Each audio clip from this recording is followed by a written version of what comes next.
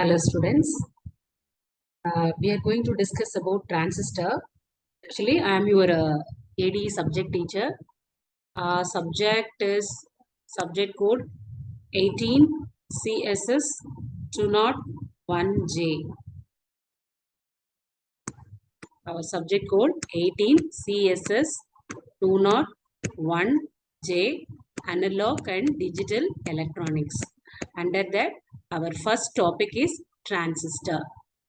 Okay, why this name transistor? It transfer resistance from one place to, that is one end to other end. That's why this is called transistor. Okay, the transistors are normally classified into two types: bipolar junction transistor and unipolar junction transistor. Then bipolar junction transistor further classified into NPN and PNP. Under unipolar junction transistor, we are going to study about FET, that is field effect transistor. The next session, we will discuss about the field effect transistor. Now we are going to discuss about detailing about the bipolar junction transistor. What is NPN transistor and PNP transistor? In a PN junction, if we are adding one more P junction, we form a PNP transistor. In a PN junction, if we are adding one more N junction, we are forming a NPN transistor. This is a practical transistor available practically. That is a hardware device symbol. This is a symbol of transistor. So in NPN transistor, the arrow marked outwards. In a PNP transistor, the arrow marked inwards. Why these arrows? I will explain in the working of transistor why we are mentioning the arrow like this. We will see in the working. Okay. When you are talking about the PNP and NPN transistor, we should know about the types of semiconductor. In your 11th standard, you people study about P-type semiconductor and N-type semiconductor, and also you people study about intrinsic semiconductor and extrinsic semiconductor. What is intrinsic semiconductor?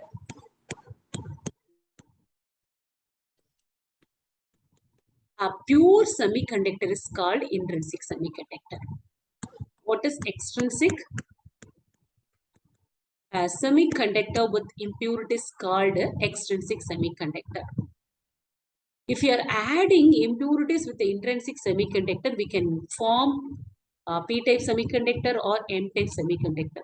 The process of adding impurities to the intrinsic semiconductor is called doping. Doping is a process of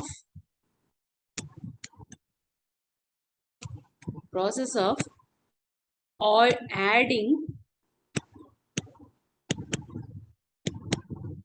impurities to the semiconductor. Okay. Here, see, if you are in a intrinsic semiconductor,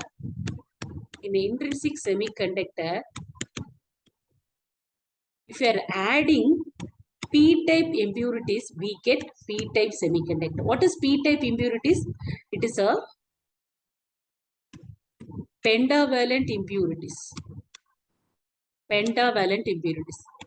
If it is adding N-type material, that is trivalent impurities.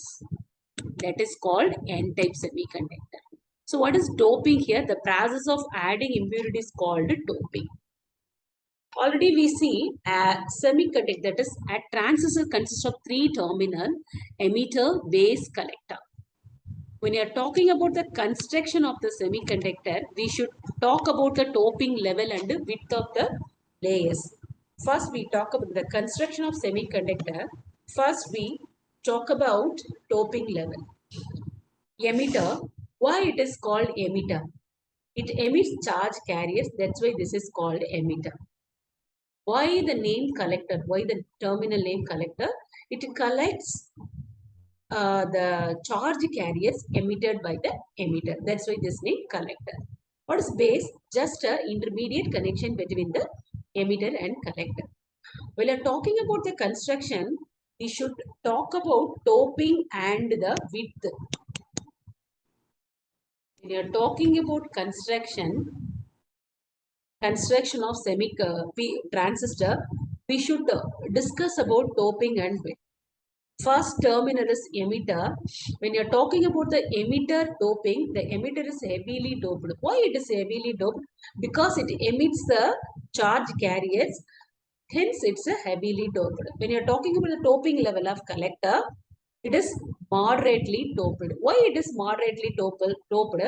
Because it collects whatever the charge carriers emitted by the emitter. That's why there is the doping level is very less here. When you are talking about the base doping, it is very lightly doped. We are not bothered about the doping because just it is an intermediate between the emitter and collector. Be clear that when you are talking about the construction, we should discuss about doping and width of the layers. Doping is the process of adding impurities with the to the intrinsic semiconductor is called doping. Okay. Next, we are going to discuss about width. How the width of the emitter, base, and collector. See, when you are talking about the width of the emitter, it's a width of the emitter is very medium width only. Medium width only. When you're talking the width of the collector, see here the width, collector width. When you're talking about the width of the collector, it is very high, the width compared to the emitter, because it has a space to collect all the materials, that is all the charge carriers emitted by the emitter. When comparing to the width of the emitter, the collector has a higher width. Then if you're talking about the width of the base, it is a very thin layer, because just it is an intermediate between the emitter and collector. Okay, why its width is very less? Suppose we people are traveling from one place to another place. If you are traveling by walk, if you are traveling a long distance, our energy will be reduced. If you are traveling long distance by walk, if you are walking in a very less distance, our energy level is always high. The same way, the charge carriers are moving from emitter to collector. It passing through base region only. If the width is very less, the energy lost by the charge carrier is very less. That is the reason only the base region which is very less. So we talking about the movement of the charge carriers from emitter to collector. We should know two things. In a N-type material, the majority charge carriers. The majority charge carriers are electrons. In the minority carriers are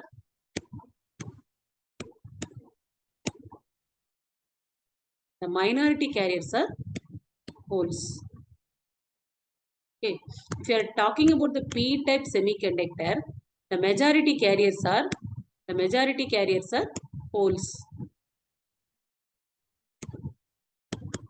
The minority carriers are electrons. That's we are talking about holes and electrons. Okay. Sorry. That is holes, and we are talking about charge carriers. So here we are mentioning the charge carriers, free electrons by this number, the negative ions by this symbol, holes by this symbol, positive ions by this symbol. Okay. Normally in a PN junction, a depletion layer is formed after a diffusing a doping. After adding the impurities with the material, a depletion region is formed. What is depletion region? In English meaning, the depletion, that's general meaning of depletion, it decreasing the count of some quantity. Okay, here in the depletion region, there is no mobility charge carriers. So depletion region reduce the movement of the charge carriers. So the depletion region in which there is no mobility charge carriers. This is about width. If you are talking about the width, see, this is a width of N-type NPN transistor and PNP transistor. So when comparing the uh, emitter and collector has a higher width, collector has a higher width, base is a very thin region. This is about the width of the emitter base collector. So while talking about the construction, we should think about the width and the doping level. Okay, so here transistor, we study new technical word, doping and intrinsic semiconductor, extrinsic semiconductor, majority carriers, minority carriers.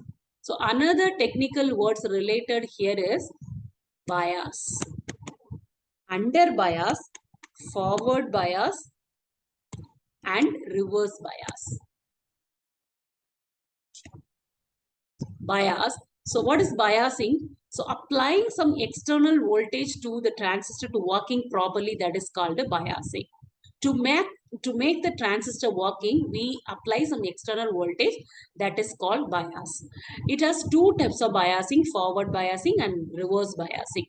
See, without biasing, after construction, a transistor is look like this. There is no movement of charge carriers because there is here a formation of PN junction.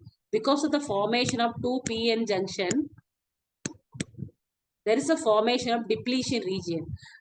I already explained, in a depletion region there is no mobility charge carriers. There is no movement of charge. Okay, this is junction 1, this is junction 2. So without applying any external voltage, after the construction, the transistor is look like this.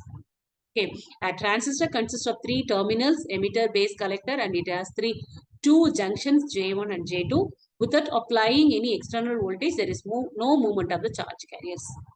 So now we are giving bias. It means that we are applying some voltage to the transistor. What is forward bias? Forward bias means there is a connection of positive to positive connection. Reverse bias means a positive to negative connection. Forward bias, positive to positive, negative to negative. Okay. Now, without biasing, the transistor looks like this. There is no movement of the charge carriers. Then, if you are giving bias, if you are applying some external voltage to the transistor, so the input side is always forward bias and the output side is always reverse biased. This is about working of the transistor. We are connecting some external voltage to the transistor. This is called biasing. So input side we are giving always forward bias, output side always giving reverse bias. We will discuss in the next class about the working of the transistor and biasing given to the transistor.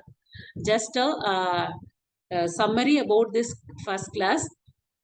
This subject is 18CSS201J, analog and digital electronics. First topic is transistor.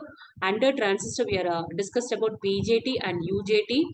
Under BJT, we are having two types, NPN and PNP. So we detailedly discussed about the construction of the transistor. Thank you guys. We will see the working of the transistor in the next class.